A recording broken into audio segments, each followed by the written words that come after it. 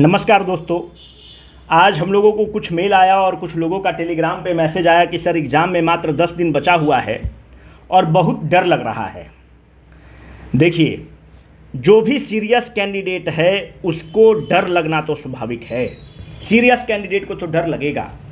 पर मैं आपको एक इंसिडेंट सुनाना चाहता हूँ कर्ण का और अर्जुन का। आप लोग को पता होगा कि कर्ण का सारथी कौन है? मामा शल्य हैं। अर्जुन का सारथी कौन है? ब्रह्मांड के स्वामी, तीनों लोक के स्वामी भगवान श्री कृष्ण हैं।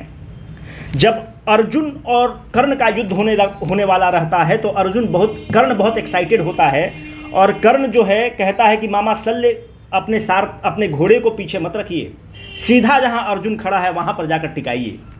तब शल्य बोलते हैं कि तुम एक ऐसे योद्धा से युद्ध लड़ने जा रहे हो जिसका सारथी पूरे तीनों ब्रह्मांड का पूरा स्वामी है, क्या तुम्हें डर नहीं लगता? उस पे कर्ण बहुत सुंदर जवाब देते हैं। कर्ण कहते हैं कि मामा शल्य, वो काठ के घोड़े होते हैं जिन्हें डर नहीं लगता, पर यह डर मेरे आत्मविश्वास को नहीं कुरेदता है। यह डर मुझे सजग रखता है, सचेत रखता है, सतर्क रखता है।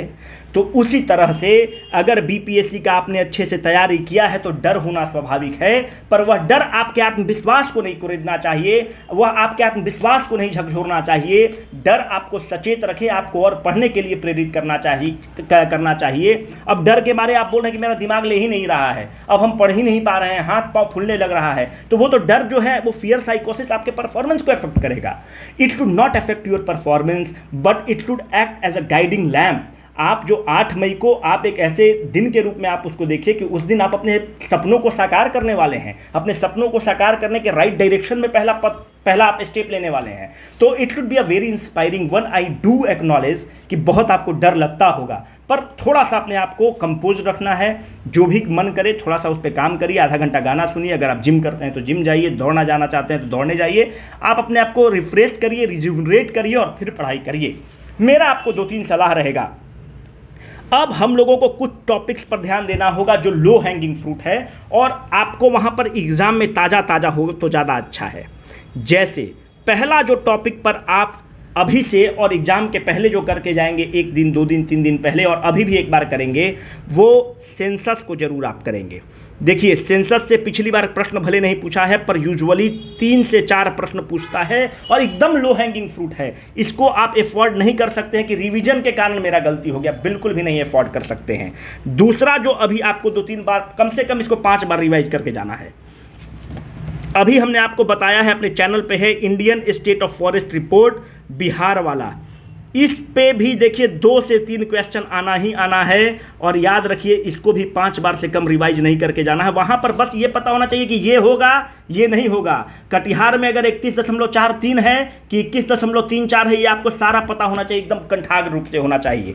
तीसरा मेरा आपको सलाह रहेगा कि साइंस में जो भी आप किए हैं, जो भी अपने चैनल पर दिया हुआ है या जो भी आपने टॉपिक किया है, आप उसको एक बार ज़रूर रिवाइज करेंगे। क्योंकि आप देखिए साइंस जो है it is an inflection point, एक पूरा इन्फ्लेक्शन पॉइंट है। अगर आपने इन्फ्लेक्शन पॉइंट समझते हैं ना, कर्व अपना पूरा नेचर बदलता है, इस पॉइंट को आप इन्फ्लेक्शन पॉइंट बोलते हैं। क्योंकि अगर आपने 30 नंबर को गंवा दिया तो आप रेस से बाहर हैं। अब कुछ लोग मैथ अभी पढ़ना स्टार्ट करेगा। भाई मैथ बिल्कुल मत पढ़ना स्टार्ट करिए। 10 क्वेश्चन में 4-5 क्वेश्चन आसानी से कोई भी आदमी बना लेगा। उस पर ज़्यादा इफर्ट नहीं लाना है। कोई परमुटेशन एंड कॉम्बिनेशन पढ़ेंगे, प्रोबेबिलिटी पढ़ेंगे, simply you are wasting your time and simply you are taking the steps in the direction that जो आपके सिलेक्शन को कमजोर करता है। डोंट डू दैट, ठीक है। साइंस को जो भी आपने टॉपिक किया है, मानते हैं विटामिन्स किया हुआ है, ग्लैंड्स किया हुआ है, जो भी लाइट किया हुआ है, जो भी आपने टॉपिक को किया है, please do revise it once again. Next सलाह मेरा आपको ये रहेगा कि देखिए modern history of Bihar, India की बात तो इंडिया तो आप करेंगे ही करेंगे। Modern history of Bihar, geography of Bihar और एंशिएंट हिस्ट्री ऑफ बिहार, तीनों का वीडियो पूरा सीरीज एक चीज़ डाला हुआ है अपने चैनल पर। आप इन चीज़ को जरूर एक बार करके जाएंगे क्योंकि ये दूसरे स्टेट के बच्चे से आपको एज देगा। जो बाकी स्टेट के बच्चे आएंगे और मानते हैं कि उन्होंने बिहार स्पेशल नहीं किया हुआ है, पर अपने चैनल पे तो पूरा ही अवेलेबल है, पूरा डिटेल में अवेलेबल है। और मैं आपको बताता हूं कि इसका स्ट्राइक रेट 95% प्लस रहेगा क्वेश्चन टकराने का। तो आपको उन बच्चों से एज यही मिलने वाला है। अगर ऐसा 20 क्वेश्चन पूछ देता है और हम लोग का पहले से पढ़ा हुआ है, तो हम क्यों नहीं एक बार इसको रिवाइज करके चले जाए। जो मॉडर्न हिस्ट्री ऑफ बिहार में आप मॉडर्न हिस्ट्री ऑफ इंडिया में आप ऐसा बहुत भी मेहनत करेंगे तो 1 या 2 क्वेश्चन का अंतर क्रिएट कर सकेंगे बाहरी बच्चों से।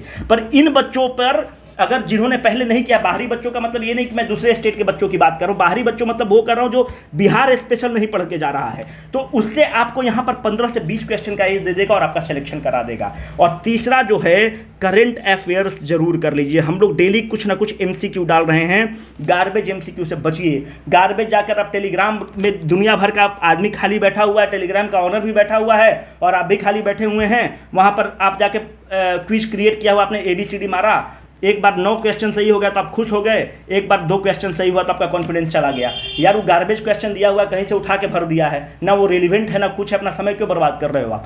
हम लोग कुछ जो भी हम लोग को अच्छा क्वेश्चन लगता है दोस्त वही दे रहे हैं।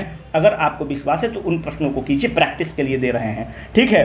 बाकी तो उस क्वेश्चन आने के बाद आप लोग बेटर जज होंगे जज करने के लिए। करेंट अफेयर्स का अपने चैनल पर जो वीडियो डाला हुआ है, निखिल भाई के बारे में आप याद रखिएगा कि वो बहुत कम कराते हैं, पर उनका स्ट्राइक रेट, वो विजन IAS वगैरह में काम कर चुके हैं तो उनको पूरा पता है कि क्या पूछता है क्या नहीं पूछता है। तो उन वीडियोस को जरूर कर लीजिएगा प्लीज़।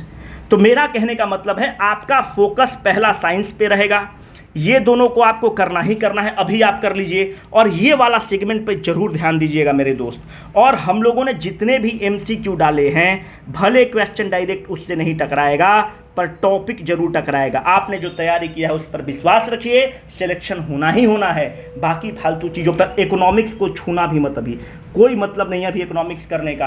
अब ज्योग्राफी ऑफ इंडिया से बहुत कम क्वेश्चन पूछता है, 1-2 क्वेश्चन पूछता है, उसके जगह ज्योग्राफी ऑफ बिहार का सुरभि मैडम ने कल बहुत अच्छा सेट डाला है, आप उसको कर लीजिए। तो इस तरह के चीज़ों को आप सिलेक्टिव होकर करिए, ठीक है।